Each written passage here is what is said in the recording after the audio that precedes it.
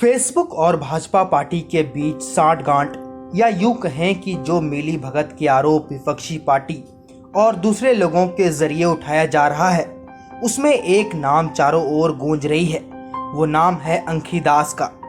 दरअसल अंखी दास और प्रधानमंत्री नरेंद्र मोदी के बीच क्या ताल्लुकात हैं, उसे समझने से पहले ये जानना जरूरी है कि अंखी दास कौन है।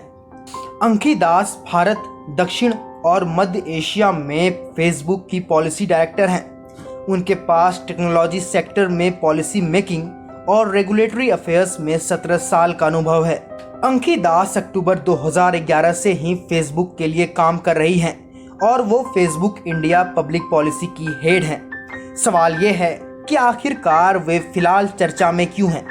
तो जवाब है कि अमेरिकी अखबार वॉल स्ट्रीट जर्नल में 14 अगस्त को एक रिपोर्ट छपी थी जिसमें यह लिखा गया है कि दुनिया की सबसे बड़ी सोशल मीडिया कंपनी ने दुनिया की सबसे बड़ी राजनीतिक पार्टी यानी भारतीय जनता पार्टी के सामने घुटने टेक दिए हैं।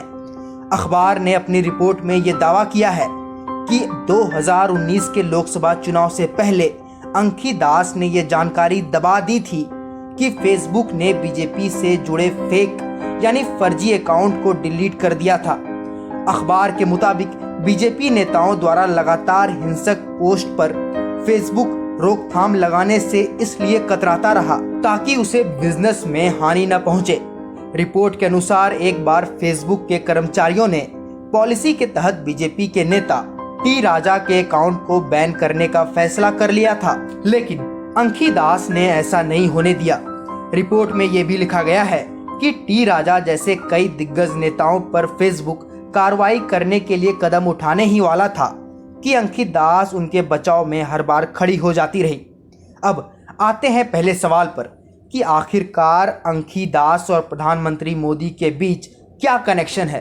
दरअसल अंखी दास एक लेखिका भी हैं और वो प्रधानमंत्री नरेंद्र मोदी की एक व्यक्तिगत वेबसाइट NarendraModi.in और नमो एप्लीकेशन पर लेख लिखती रही हैं। नरेंद्र मोदी ऐप के साथ साल 2017 से ही जुड़े रहने के बाद भी उनका सिर्फ एक ही लेख दिखाई देता है जिसका टाइटल है प्रधानमंत्री मोदी और शासन की नई कला। वॉल स्ट्रीट जर्नल की इस रिपोर्ट के बाद देश की सियासत में हल्ला बोल की गूंज हर तरफ से आ रही है।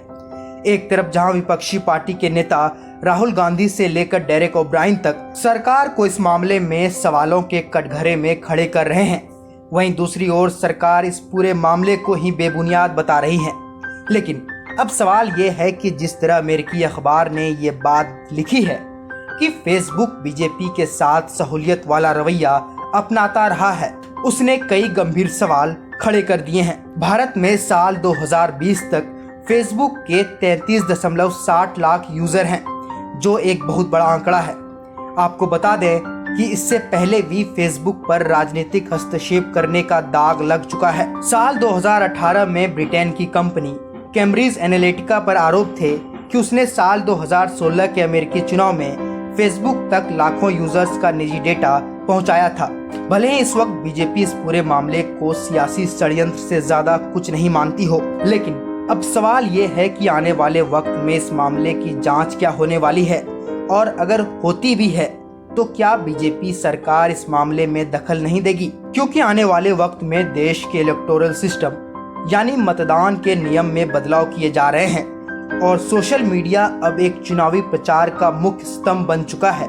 तो जाहिर सी बात है कि फेसबुक और उस पर लगे हर दाग को मिटाना और दागी को पकड़ना बेहद जरूरी हो चुका है। पीयूष कुमार की रिपोर्ट, हेडलाइंस 21 के लिए।